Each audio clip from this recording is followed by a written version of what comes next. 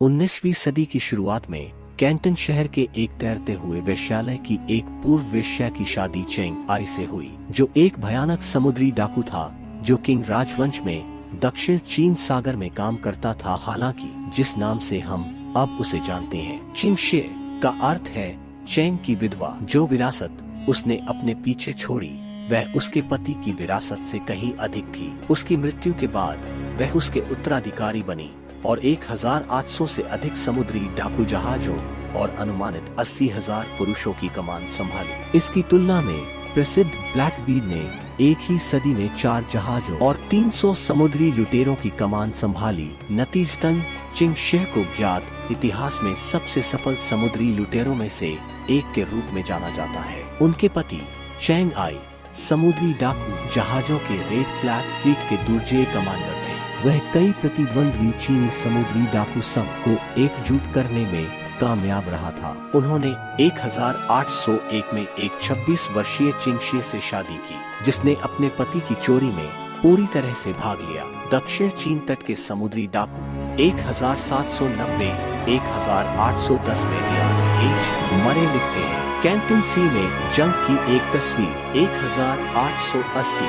यह अनुमान लगाया गया है कि चिंग शे ने अपनी शक्ति के चरम पर इन समुद्री डाकू जहाजों में से लगभग 1800 की कमान संभाली थी। कहानी यह है कि चिंग ने एक चतुर व्यवसायी के रूप में अपनी प्रतिष्ठा के कारण अपनी दुल्हन की तलाश की। चिंग शे ने जाहिर तौर पर अपने अमीर और राजनीतिक रूप से जुड़े ग्राहकों पर सत्ता हासिल करने के लिए एक वेश्या के रूप में सीखे गए रहस्यों का इस्तेमाल किया। इस कहानी का समर्थन करने के लिए कोई प्राथमिक चीनी स्रोत नहीं है, लेकिन चिंग शे की वित्तीय समझ निश्चित रूप से समुद्री डकैती में उसके करियर के दौरान निर्विवाद हो गई। यह अफवाह है कि चिंग शे ने 1801 में चेंग आई से अपनी शादी की शर्त के रूप में समुद्री डाकू बेड़े के समान नियंत्रण की मांग की। मरे कहते हैं जहां व्यापार कौशल खुद को प्रदर्शित करना शुरू कर देता है, वह पूरे परिसंघ के समग्र प्रमुख बन जाता है। महिला समुद्री डाकू नेता एक दुर्लभ घटना थी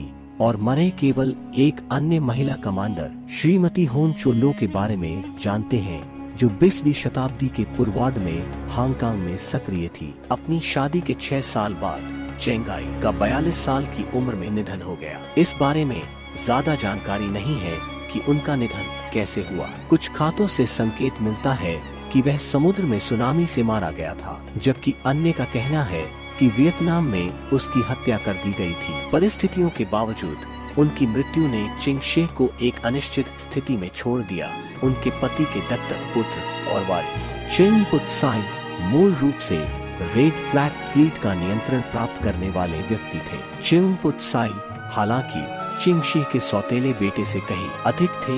युवा मछुआरा भी उसके पति का प्रेमी था। हालांकि दत्तक पुत्र और उसके पिता के बीच यौन संबंध असामान्य लग सकता है। गोद लेना अपने आप में पूरी तरह से अनुचित नहीं था। पश्चिम के विपरीत चीन में वयस्क गोद लेने का अभ्यास अक्सर आगे की बातचीत के लिए रिश्तेदारी आधार स्थापित करने के लिए किया जाता था, विशेष रूप से एक व्यवसाय या शिक्षित प्रकार के लिए।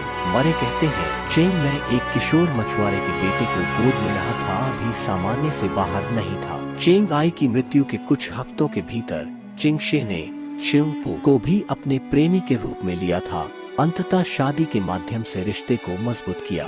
जल्द ही वह खुद को सत्ता में वापस लाने में कामयाब रही और रेड फ्लैग फ्लीट का नेतृत्व प्राप्त किया। एक विशाल समुद्री डाकू बेड़े की कमान में एक महिला के रूप में चिंग शे ने उसके लिए अपना काम काट दिया था। मरे कहते हैं समुद्री डाकू जहाजों में अक्सर कुछ महिलाएं होती थी, लेकिन यह स्पष्ट नहीं है कि वे किस हद तक समुद्री डाकू का अभ्यास कर रहे थे या नहीं कर रहे थे। पश्चिम के विपरीत दक्षिण चीन में महिलाओं के जहाज पर सवार होने या जहाज के लिए दुर्भाग्य होने पर कोई कलंक नहीं था। फिर भी इतने सारे डाकू को नियंत्रित करना किसी के लिए भी आसान नहीं होता। समुद्री डाकू की विधवा से भी कम। रिचर्ड ग्लासपुल नाम के एक ईस्ट इंडिया कंपनी के कर्मचारी को सितंबर 1809 में चिंग शे के समुद्री लुटेरों ने पकड़ लिया और उसी साल दिसंबर तक उसे पकड़ कर रखा। परीक्षा के अपने खाते में उन्होंने अनुमान लगाया कि चिंग शे की कमान के तहत 80,000 समुद्री डाकू थे और कुछ 1,000 बड़े कबाड़ और 800 छोटे कबाड़ और रोबोट थे। चिंगशे ने कानूनों के एक कोड का उपयोग करके समुद्री डाकू के अपने विशाल बेड़े को एकीकृत किया। संहिता सख्त थी और कहा गया था कि किसी भी समुद्री डाकू को अपने स्वयं के आदेश देने या किसी वरिष्ठ के आदेश की अवज्ञा करने पर मौके पर ही सिर काट दिया जाना था। महिला बंदियों के संबंध में अपने कानूनों में कोड विशेष रूप से असामान्य था। अगर एक समुद्री डाकू ने एक महिला बंदी के साथ बलात्कार किया तो उसे मौत के घाट उतार दिया जाएगा।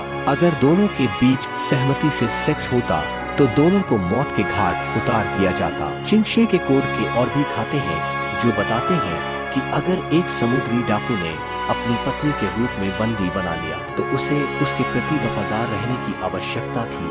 हालांकि दूसरों का कहना है कि कप्तानों की कई पत्नियां होंगी, वे उसके बारे में जो कुछ भी सोचते थे। यह स्पष्ट प्रतीत होता है कि समुद्री डाकू उसके अधिकार का सम्मान करते थे और उसका पालन करते थे। मरे कहते हैं चिंगशे के शासन के तहत लाल झंडा बेड़ा अपराजित हो गया। किंग राजवंश के अधिकारियों, पुर्तगाली नौसेना और ईस्ट इंडिया कंपनी द्वारा इसे जीतने के प्रयासों के बावजूद उच्च समुद्रों पर 3 साल की कुख्याति के बाद चिंगशे अंततः 1810 में चीनी सरकार से माफी के प्रस्ताव को स्वीकार करके सेवानिवृत्त हुए। मरे कहते हैं ऐसा लगता है कि आत्मसमर्पण का कारण ब्लैक एंड रेड फ्लीट्स और उनके नेताओं के बीच एक आंतरिक संघर्ष था, जिसके कारण पहले ब्लैक फ्लैग फ्लीट का आत्मसमर्पण हुआ और फिर अंततः रेड फ्लैग फ्लीट को सौंप दिया गया। मैं कल्पना करता हूँ कि उनके दमन और सामंजस्य के आंतरिक